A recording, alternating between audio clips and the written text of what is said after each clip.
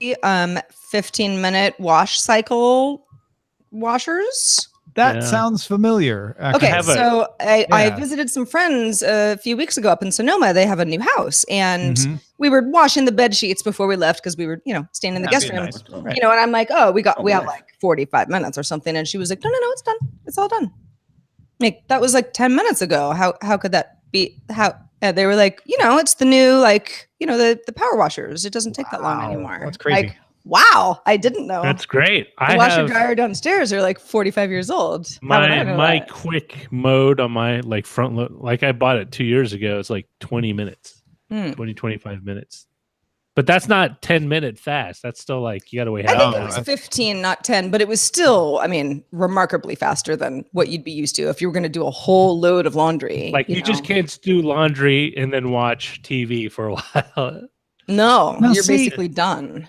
Okay, and I know we only have 2 minutes, but the whole I'm a guest, let me strip the sheets down so you can wash.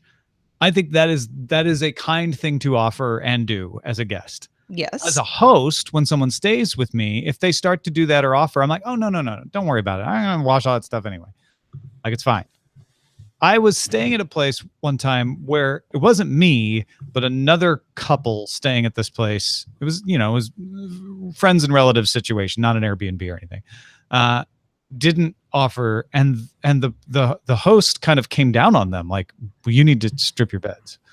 And I was like, see, I wouldn't say that. Like, even come if on. I thought it, I wouldn't say that. Hey, real quick, what I'm reading, what is it? Is it Open AI or Open? How do I pronounce AI. it?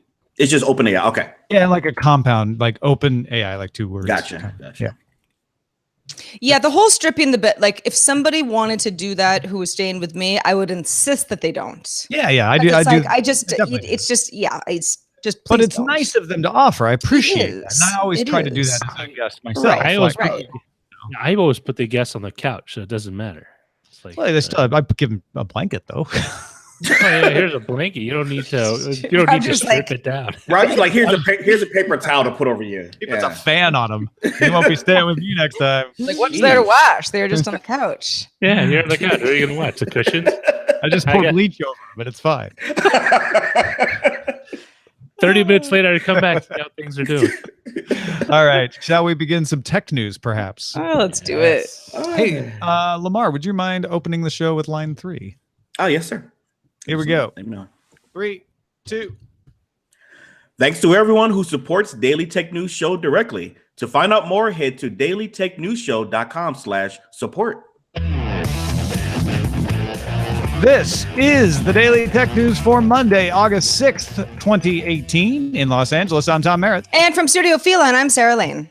Also in Los Angeles, I'm Lamarr Wilson. And not quite, but really close to Los Angeles, Roger Chang, our producer. How are you? I'm good. I am LA adjacent. Yeah, you're county, right? You're still county, I think. We're all same here. County. You're still one of the homeboys. That's right. Got you. We're behind you, Roger. Don't worry. We've got a lot of interesting news today to talk about. Some AI, some removals, some rumors, and more. So let's start with a few tech things you should know. Analytics company Mixpanel included Facebook's in-app browsing in its latest data report to see how Facebook's mobile browsing compared to Chrome, Safari, Opera, and other browsers. So, on average, across all U.S. states, Safari claims 58.06% of all mobile browser market share. Chrome has 32.48%, and Facebook has 8.82%. OpenAI 5 took on Dota 2 semi-pros again, and the humans finally won a match. The AI played Dota 2 against players ranked in the 99.95 percentile in the world. Against former Dota 2 professionals and casters Merlini, Fogged, Cap, and Blitz, OpenAI 5 won the first 2 games, but lost the last one after the humans let the audience pick the team's 5 heroes. The OpenAI hopes to beat a team of top 2 Dota 2 pros at the International, which starts on August 20th. Crowdsourced to beat the AI. Now we know. Yeah, how that was smart. Yeah. Yeah. AMD announced the Ryzen Threadripper 2990WX featuring 32 cores, 64 threads, and a 3 gigahertz base clock speed that can be boosted to 4.2 gigahertz for $17.99. That's $1,799, not $17.99. Shipping August 13th. There were some specs leaked out about it. Some internal AMD tests, benchmarks that leaked out about it, showing it's way more powerful than the equivalent Intel because it's got so many more cores. There's also the Ryzen Threadripper 2970WX coming in October with 24 cores and 48 threads for $1,299. 2 other Ryzen Threadripper CPU releases were also announced: the 16-core 2950X and the 12-core 24-thread 2920X. That last one is the cheapest second-gen Ryzen Threadripper announced so far at $649. I'll buy it. I'll let you buy me one too. Thanks. Excellent. No problem. Let's talk about MoviePass because they haven't stopped making news all week. They won't go away, Tom. What is going on? So MoviePass announced that it will not raise its prices after all. Oh, that sounds great. But its plan will stay at $10 a month, or I should say, but starting August 15th, it will have a limit of 3 movies a month with a $5 discount for movies beyond the first 3. Peak pricing and ticket stub verification are also going away. Now, MoviePass says 85% of its users see 3 or fewer movies a month.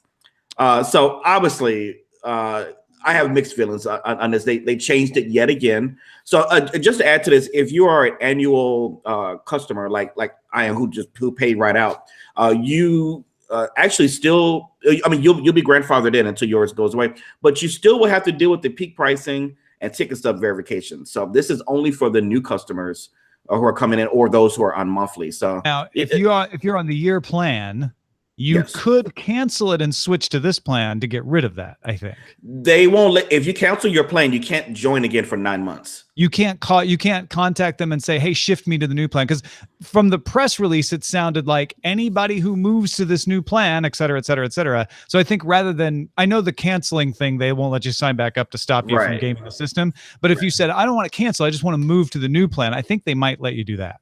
I mean, that would be cool then. I mean, that would be less to deal with. What would the incentive be for them to not let you come over unless you're getting a discount for buying an annual plan rather than a monthly plan? Yeah, that's your, I mean, the thing is, you might not want to do that. You might be like, I'll deal with the stub verification stuff as long as I, get the unlimited still. Right. Because you're giving that up if you move over. But yeah, I don't think that hurts MoviePass at all. Yeah, so I had again, mixed feelings about this. On one hand, I love what they did. They took, VC money and gave it back to the customers, right? And so this was a great riot. At the same time, I don't want to necessarily call it bait and switch. I mean, maybe they didn't anticipate this happening, but I can see how customers could be angered by this constant. Every week there's some kind of change and decrease of service. Even if 85% of people watch 3 movies a month, I fall in that camp. It's the idea that you're taking away something that I know I can go unlimited if I wanted to. And I think that's where the uproar is right now. Well, what do you all think about this? Are you even MoviePass people? I am not currently. To me, 3 movies for $10 a month is what, $3.33 per movie. That sounds great. I'm never going to go to more than 3 movies in a month. In fact, I can't imagine anytime I've even done that so far. I also feel like, well, okay, if I'm paying that $10 and those 3 movies are discounted and for whatever reason I need the 4th or even more, getting a discount, that sounds like a good deal to me. Of course, it depends on how close you are to theaters and what you want to see and what's playing. But this does not sound like a bad deal to me, especially given, all the drama that MoviePass has been through lately. Yeah. That's what Cinemia hopes you think too, when you compare Cinemia to MoviePass and realize, the limited deal isn't so bad. And with Cinemia, I can do online ticket purchases at any theater and get IMAX in 3D. I mean, it's just, now it's a much more competitive situation than MoviePass was just trying to drive everyone else out with the unlimited thing, and they just couldn't sustain it. Yeah, and lastly, MoviePass won't let you. They still will block new run movies. Like there'll be a limited run of those. Yeah, they were cagey about that. In the press release, they said some first run movies will be included, which means most of the first run movies will not be included. Exactly. Google has released Android 9 Pie. Oh, Tom, I know this was music to yours. Android P stands for Pi, everybody. And it's rolling out to Pixel phones first, which is not a surprise. Pixel phones. Delicious cherry pixels. Pi includes an updated material design look, a new notification panel, reworked recent app screen, and support for gesture controls and devices with notches. Android's digital well-being features now go into beta for Android 9 Pie users. And Google says that devices that were part of the Android Pie beta program, that includes handsets from Sony, Xiaomi, HMD Global, Oppo, Vivo, OnePlus, Essential, will be qualifying Android One devices and should have the update by the end of autumn. So it's all those brands plus some Android One devices will get it by the end of autumn. If you're not on that list, you should get it by the end of the year, Google says. They did some modularity in Android Oreo that makes it easier to update. So people doing the betas through carriers were noticing that they were getting the updates a lot faster. Like the Essential phone beta came a lot faster. So I have I don't use it, but I have a Pixel 2 just to have one. And so I'm interested to see when this will drop. Always nice, playing around with the competition and looking at the cool stuff Google has. So I'm looking forward to that. Yeah, it's a big day for the Android community because it was sort of a surprise. Like usually these things leak out, right? And we've got like weeks and weeks of like, it's probably going to be August 6th. The rumors were all saying probably August 20th, probably end of August. So Google pulled a fast one here. I kind of like to see that where they're like, nope, we're just putting it out today. Although it's still the Android world, right? So it doesn't go to all phones at once. It goes to 1%. Certain phones. Now, Hate to Orate in our chat room says his Essential phone just got it. So I'll be leaving to run upstairs and see if my Essential phone also got it. Nice. But so it may be coming a little faster than people thought, which would be great. Cool. I'll check my phone today. Awesome. Apple said Monday it had removed 5 of 6 podcasts from InfoWars host Alex Jones for violation of hate speech policies. All episodes were removed for all 5 shows. Facebook also removed 4 of Jones' pages for consistently uploading content in breach of its guidelines. Spotify completely removed the Alex Jones Show from its podcast service Monday as well for hateful content. And YouTube suspended the verified Alex Jones channel for violating community guidelines. No company attributed the removal to concerns over fake news. Now, we'll let you think what you want about Alex Jones and InfoWars. That's not what we're here to discuss. It is interesting to see all of this happen at once. As a result of public pressure. If you didn't realize that there had been public pressure to remove this person's channels and shows specifically for fake news. Everyone's saying he's spreading lies. He's saying things that aren't true. He's fanning the flames of hatred, et cetera, et cetera, et cetera. None of these companies want to get into the business of judging truth. Now, you may say, well, it's very obvious what's true and what's not. Yes and no. There are certain things that are on the outlier. Very clearly, 99% of us all agree that's not true. But it's when it comes to 50-50 that it becomes the issue. And these companies don't want to be involved. And you probably don't want them involved because while maybe one day they're removing something you think should be removed, the next day they'll remove something you don't think should be removed. And then you've got an issue. So I think that's why all 4 of these companies worked hard to find a reason, which I don't really like. If they should be removed, they should be removed, not because of public pressure, but to find a reason that wasn't based on the verity of the information being passed along. Well, the interesting thing about Apple being the first of, this sort of, domino effect that happened this morning on Monday with various Alex Jones, video and social channels, it was almost as if, a lot of the companies were like, okay, Apple did it. Okay, now we, we'll just sort of piggyback on Apple's explanation that it was a terms issue. Twitter didn't block Alex InfoWars channels from its network though. So you kind of start thinking, okay, well, were these companies talking to each other ahead of time?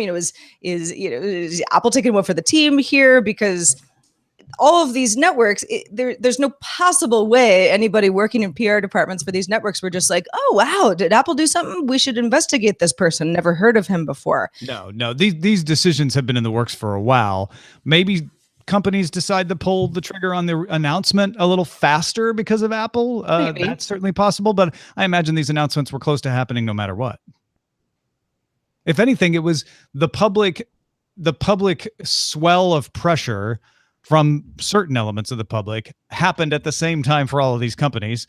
So it does show that their internal processes are probably around the same because the timing ended up being close to the same. I don't think it's easy to point and say, oh no, they just imitated each other. And you could say that if you want. That's usually not the way it works. Anybody that's worked inside of a big company knows that you don't see big companies move that fast. They don't just hear about something and turn on a dime to do this sort of thing. Certainly not. They need 6 weeks of meetings of stakeholders before any of this stuff happens. But even so, even if that was the case, even if Facebook had some internal, debate going on in high level talk somewhere, the fact that this all happened within 2 hours today is, I don't know how it's telling, but it was a little longer than that. But yeah, sure. Let's call it all in the same morning. I mean, that's pretty close. Yeah. As far as the announcements go, the actual banning. Yeah, because I saw the first one trickled in overnight, so early in the morning East Coast here in the U.S., and then the YouTube announcement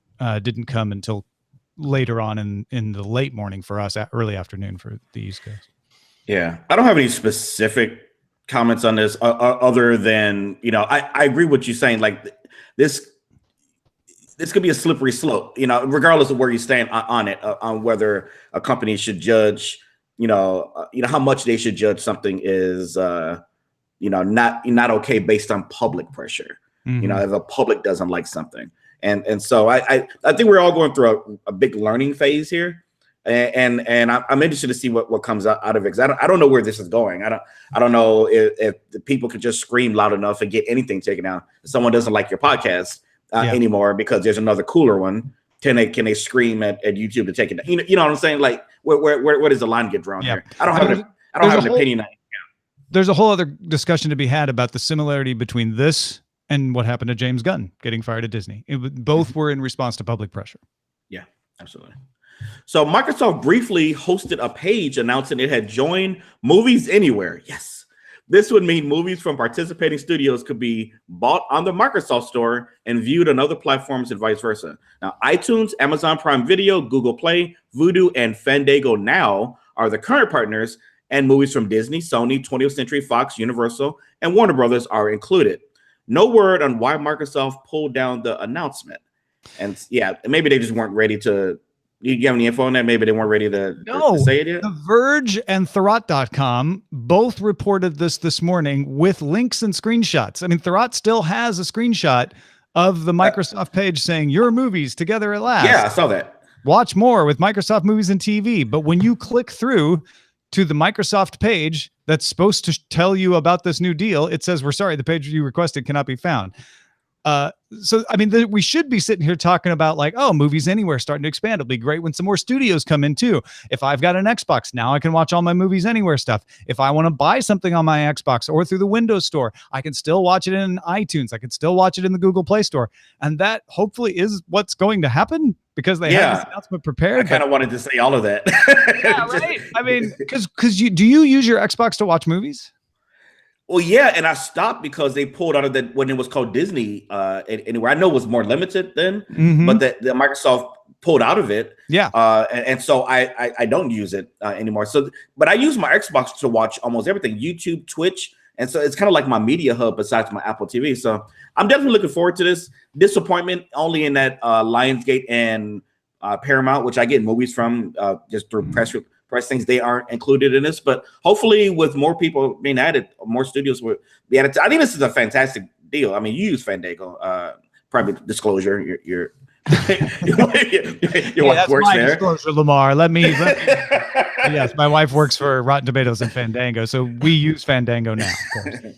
Yeah. Well, I mean, I love the service. A page being taken down could have been, one of the partners, he hadn't signed on the dotted line with them. And, we just have to, take it away briefly. One would think that if something drastic had changed with this announcement, the Rot and certainly the Verge and anybody else, who has good connections at Microsoft would know.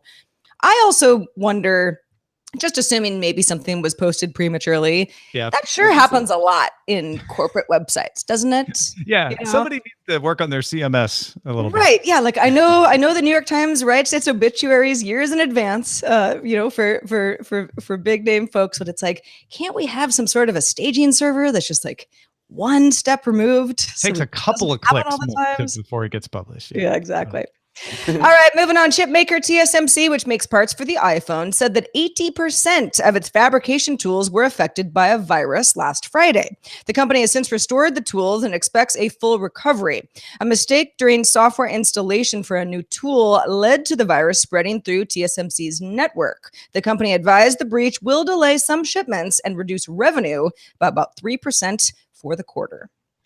Pretty sure Apple's chips won't be delayed. You know, it said it wasn't sure which ones. You better believe they're going to prioritize the biggest customer they have to make sure those get out in time. There's a lot of Sturm und Drang out there about what this could mean for Apple. I mean, first of all, TSMC really turned this around faster than a lot of people thought when it first started to break. They thought, oh, this could cause some serious problems.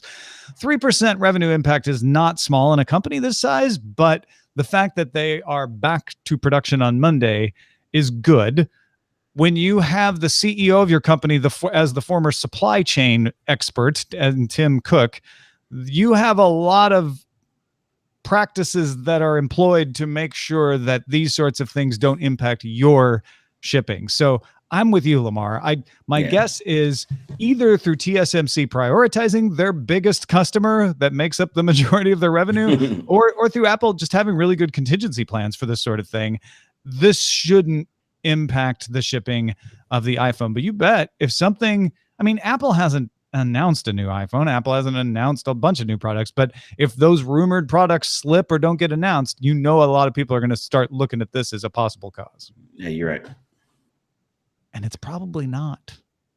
But it will impact something. Something down the road is going to slip because of this. Sure. It's just TSMC's bottom line impacted. Yeah, no, exactly. 3% is a lot for the company to say. So. Yeah.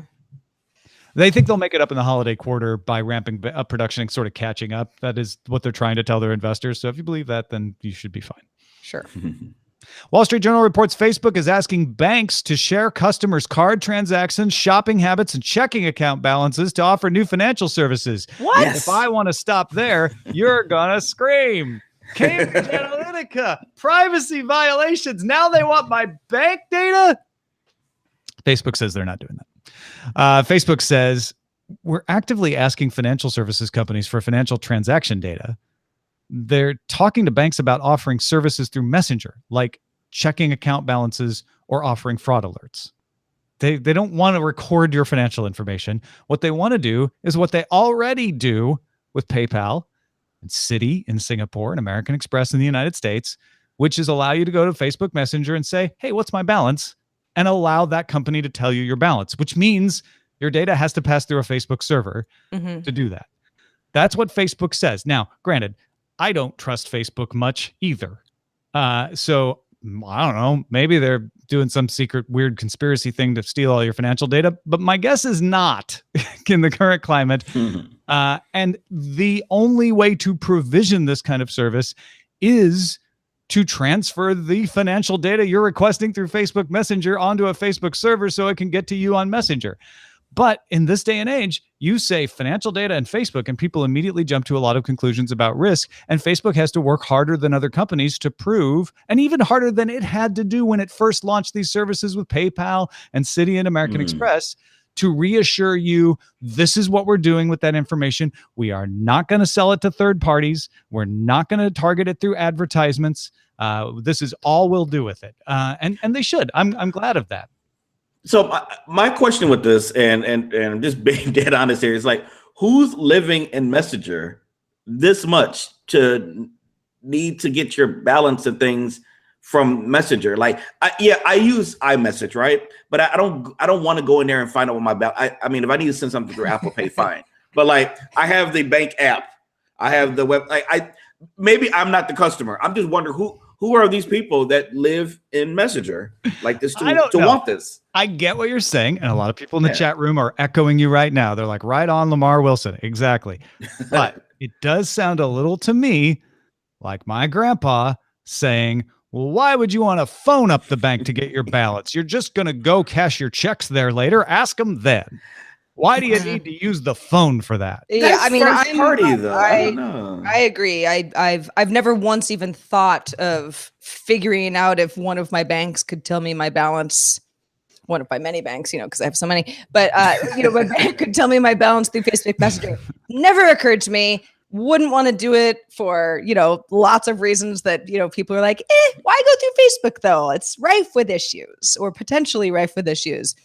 But at the same time, it's like, okay, well, Facebook is looking for things like account balance to be able to flag down something, that a bank would see as fraud. Obviously, I want to know that, as soon as possible through the proper channels. What if I am using Facebook Messenger for this? I could consider that, that's a really good feature. It's also, there's, the idea that when somebody calls me up to offer me like a great low interest, crappy, loan, that's like, predatory. It's like, well, it's probably because my credit card balance is a little higher this month and, there's information being shared. So a lot of this is a little bit like Facebook is not reinventing some, banking wheel here that we should all be freaked out about. I think Lamarr's point of, is Facebook the way that you're finding out this information and checking in with your financial institution? That's really the issue that a lot of people seem to be having. Every WeChat user in China is laughing at this conversation. Like, you poor backwards Americans, not using a messaging service to do everything. It makes life so much simpler. What is wrong with you? Because this is the way a large part of the world works. Large swaths of the world use messaging apps to do all of their financial transactions. So what Facebook's trying to do is get a little piece of that action, because they know that's the coming wave. And if old fuddy-duddies like us don't use it, I don't think they care. What's the name of that Google Messenger? Allo. They have something. It wasn't financial, but they were trying to do that. Put an assistant in there, and they put Google Assistant, and which is weird to me. It's like, why? Yeah. So I guess you're right. It is definitely cultural, maybe, or just different locations. For the three of us having this conversation right now, I feel like it's the first year of Twitter, and we're those people going, why would you use Twitter? Why would you use Facebook? Well, and the idea that WeChat has integrated so many services within a network and that it's working really well for a huge population of folks. I wish Facebook Messenger did work that well. It doesn't necessarily, it's not Facebook specifically, but I wish we had something. When I say we, I mean, I'm talking regional US, but I wish I could consolidate everything if it made my life easier, but that's just not, especially when it comes to financial institutions. It's a little bit of a chicken and egg thing, right? Yeah, exactly. They need to roll out this stuff without people freaking out, to be able to have all of the things that you're like, oh yeah, now I use messaging apps for that sort of thing. Roll out. Hey folks, if you want to get all the tech headlines each day in about 5 minutes, be sure to subscribe to dailytechheadlines.com. Hey, and if you want to participate in our subreddit, which is very helpful, helps us know what stories you'd like us to talk about, submit some or vote on others. dailytechnewsshow.reddit.com. If you want to hang out on Facebook, great. facebook.com/groups/dailytechnewsshow. We will not share your financial information, whether you're having a good or a bad month. But we will share Chris Christensen's thing of the day. He's back to talk about robots at the airport. This is Chris Christensen from Amateur Traveler with another Tech in Travel Minute.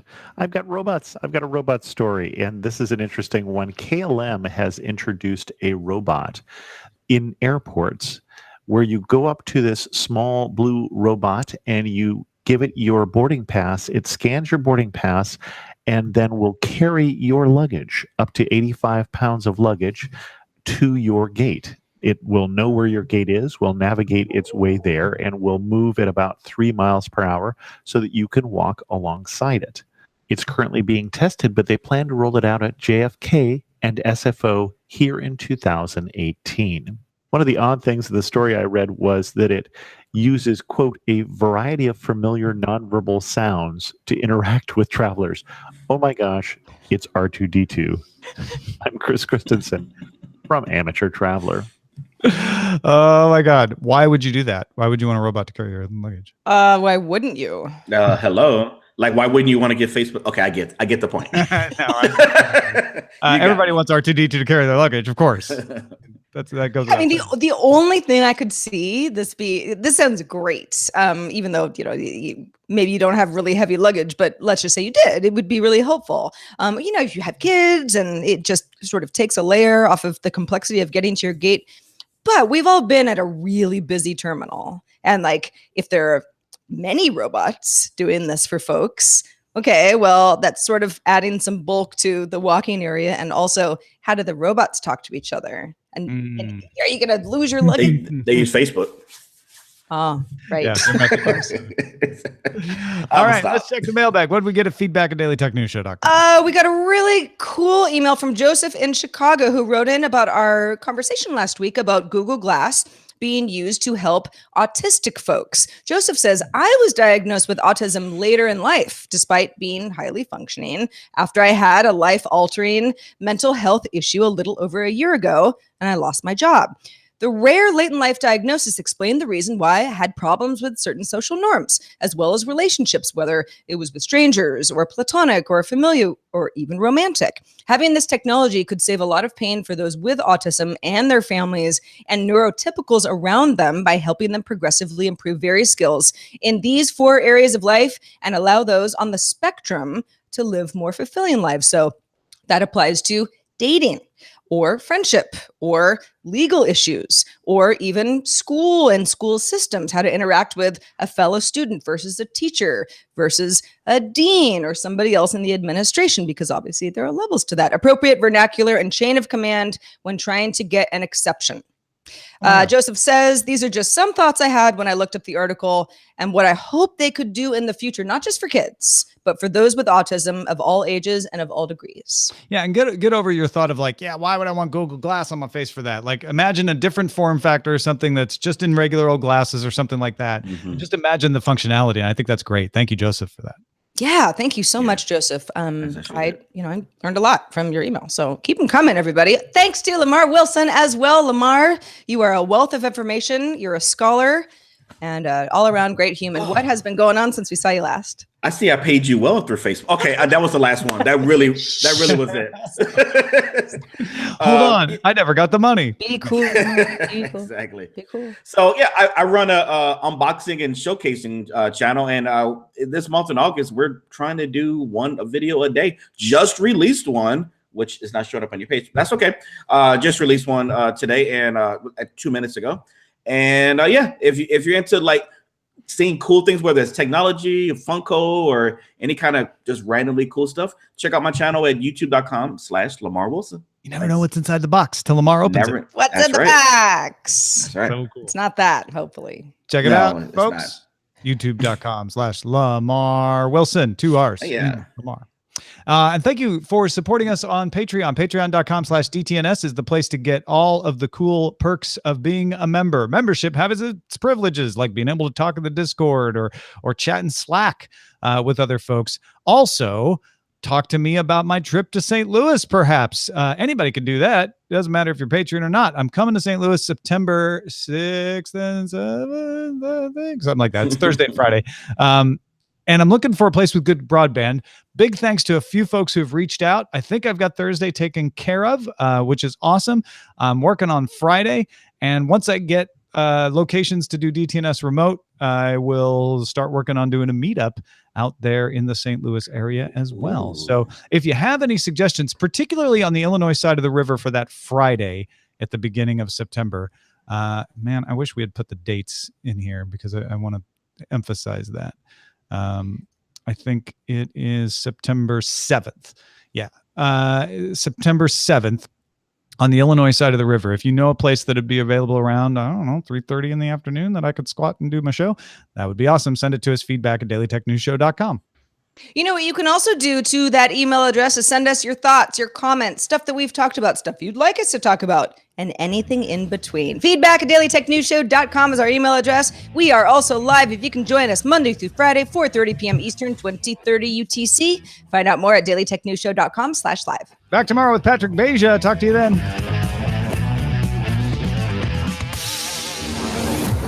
This show is part of the Frog Pants Network. Get more at frogpants.com. Diamond Club hopes you have enjoyed this program.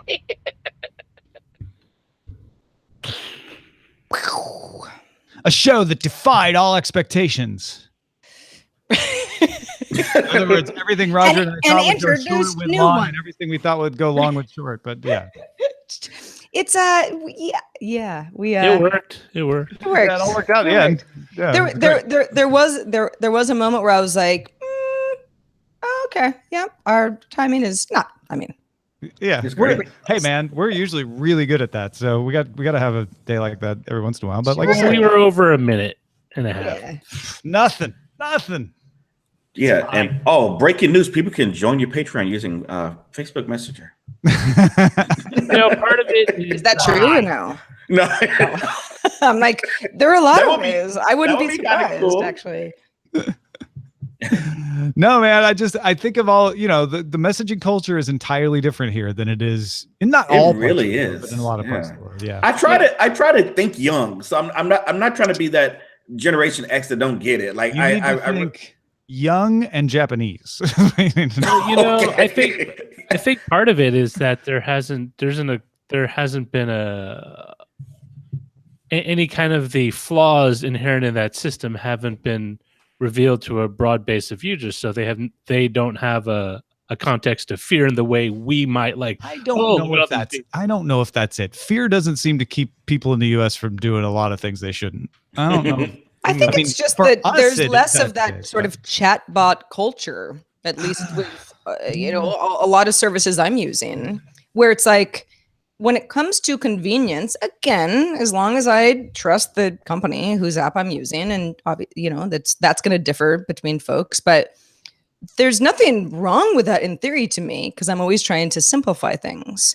I don't see Facebook Messenger as that. Oh yeah, that's where I can, talk to lots of companies and get information and make dinner reservations and send Lamarr money that I owe him. It's like that's just not the network that I've become accustomed to using for any of that stuff. I think it has to do with the different ways SMS was implemented. Yes. And SMS was not something unlimited in a lot of the places where messaging has caught on very fast because people immediately gave up on SMS. So like, well, I have to think about how many I have left there. Whereas in the US, it sort of became unlimited right at that time that messaging apps were taking off and people were like, oh, well, I'll just use SMS for that. Yeah, it's true. I feel like a service. Well, what Facebook's trying to do, in my opinion, from someone who grew up in the 90s, really embraced the internet. Remember, how AOL had the silo, right? You logged into AOL, and then the internet. Was this? There was a separate internet place. button. Yeah. There's this place you had to chat. And Facebook is continually trying to be that silo, and they just don't have the infrastructure to do that. Like they don't like. Yeah, they have a mobile browser, I guess, but no one's logging into Facebook. They don't have that. They don't have the components, I don't think. For what AOL did was you felt like you were on AOL happening to be using the internet. It was just a different feeling. Well, AOL was very unique because it was a online, service in the way that Genie and CompuServe were. Because before the internet was widely available to the public, you just went to a large, online conglomeration, whether it was a well or whatever, and you just dialed in. Yeah, and you had everything. Yeah, they had everything right there. I remember when Prodigy ISP and a content service, and Facebook is just a content service. But I think Facebook is pretty close to being pretty siloey. I mean, the fact that it's got 10% of the mobile browsing market right now, I wonder if AOL ever had 10% of the browsing market, even at its height. Oh, I think it I probably think it had 100%. Really? No. The population was very small on the internet back then, and most people getting on the internet. Okay, I mean 10% of the people. I mean, they had 90% of the people who were there, though. I don't mean like because most of the people getting on the internet were geeks who were like, I want to get on this internet. AOL was able to get a few other people on there. I'd be curious though. Maybe I wonder. I mean, you might be right, but I'd be really surprised if it was less than 10%. I would think more like 50. A ISP access market share from 1998. Someone, please. Thank you. Yeah, I'm thinking maybe by 98 the browsers were coming online, so people were like using Internet Explorer. But I think at the time when there was like no knowledge of browser, people were using the AOL browser, so you could do a browser market share from 1998, and that would tell you this. You know, it's funny. I remember, speaking of browsers, it's like because my mom was a little ahead of the curve when it came to modems and getting online, and we had like, I don't know, Netscape Navigator or whatever it was, way back in the day. And, there were a couple of friends, who come over to my house because I still lived with I was still a kid at the time. They'd be like, well, but how are you doing that without America Online? Because that's how America gets online. Exactly. Where I was like, well, okay, this is an interesting conversation. Let me, it was one of the first memories where I'm like, let me explain why you think that's the way you have to get online, but it's actually just one method. Part of it is at that time, there was still low understanding of what the internet was, right? Exactly. Everyone assumed it was just a service that was part of an online bulletin board system like AOL or GE.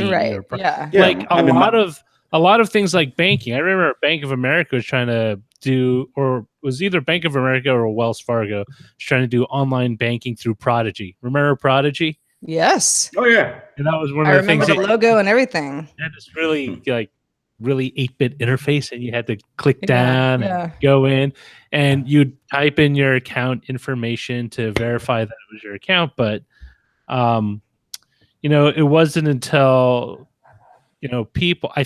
people started seeing things like you can learn more online. Remember commercials? They would have whatever product, you could learn more online, and they would give you a URL, and people say, what the hell is that? I'm missing out on something because all these commercials are telling me I'm missing out on something because I'm obviously not seeing it because I can't go there. So I need to get this AOL disk or whatever to log in. Sure. I mean, AOL is not listed in any of the browser market shares. It's all Internet Explorer and Netscape Navigator. Well, that's... The only thing I can find is AOL buying Netscape in 1998. And it's listed in this CNN article as having a 60% ISP market share in the US. Okay. But a lot of people who used AOL didn't use AOL. Yeah, that was me. Right. Yeah. That doesn't tell you what slice of the 60% is doing that. Let me ask you this question. R2-D2 carry my luggage? Android is pie? Movie passing the buck? Nah. I would do probably something pie. Yeah, that's a good call. It's... Android pie is not a lie, or as Android is pie? As Android is pie. I like that. I like that. I will go buy some pie. It's as Android as pie. There was a very good are you all familiar with the concept of the hand pie? Yes. That's what hostesses were. Exactly. It's a small pie that you can put in your hand and eat. The most famous being the hostess, like Roger. Right, or a home run. Or the McDonald's. Or that. Excuse me, low carb over here. Can y'all stop, please? Sorry. So I'll just say, Lamarr, shut your ears for the next minute. There was a delicious peach hand pie at a coffee shop in Ojai that we went to yesterday called Beacon Coffee. Just an adorable little place. It was an Ojai pie. It was not called an Ojai pie, although it should have been. But by definition, it must have been. Right. But it was like one of these things where this older gentleman, because in small towns, people are so friendly and they just want to talk to you. Like, hey, we know you're not from here. What's your story? Where are you from? He came up and he was like, do you like that hand pie? Oh, it's the best. And we were like, sure do. Let's talk about some peach pie. Sure. Chatty for a stranger. What's your story? Yeah. That's what I used to do. Well, but it's I don't know. It's so funny. It's like I really am becoming an old person in a certain way because the entire weekend I was like, this is like home. It just reminds me of home. Even though when I was a kid living in a small town, I was like, can't wait to get out of here. I hate knowing everybody. When you're a kid and you know everyone in town, everyone knows your parents. So if you do something wrong, right, it's gonna get back to them. Well, quick. And you've heard that there's a big world out there, right? So I mean, not everybody is looking to escape, but I think a lot of kids are like, I want to know the big world. I'm missing out on all the other stuff. Yeah, exactly. Now I'm like, let's just all start painting and go live in the desert. We always I want to live in the desert. Not no high chandeliers and like sell we always stop at Paso Robles jewelry. And not too far, like same kind of central California, but near the coast, idea, I think. So you don't want to do the New Mexican desert? I'm going to be surrounded by I've actually never been to New Mexico, so I don't even really have an opinion about it, but I'm sure there it's is not really enough lovely. water there for me. Yeah. It just seems dangerous. A friend of mine who works in media as well, she worked in local news in Albuquerque for like 4 years. And she was always like, Santa Fe's the better city, but Albuquerque actually has sort of more going on. She really liked it. Yeah, I always enjoy myself in New Mexico, but for moving there, I get weirded out by the by the climate. By being landlocked.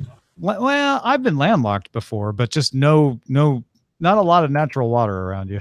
I guess up in the mountains there is, so maybe I'm not a lot of natural water down in Southern California. Yeah, I know.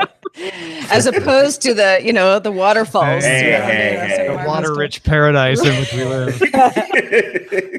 These lush golf courses are amazing.